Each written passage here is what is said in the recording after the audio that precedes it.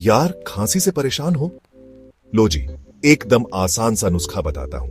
एक छोटा सा मुलैठी का टुकड़ा ले लो, 2 काली मिर्च के दाने और जरा सी मिश्री। बस इन तीनों को मुंह में डालो और धीरे धीरे चूसते रहो। ऐसा दिन में 2-3 बार खाली पेट या खाना खाने के बाद करो। ये सिंपल सा नुस्खा आपकी खांसी को जड़ से उड़ा देगा, गले की खराश भी दूर भगाएगा और आवाज भी साफ कर देगा। एक बार ट्राई करो, फर्क खुद दिखेगा। घरेलू नुस्खे कभी इतने टेस्टी नहीं लगे होंगे।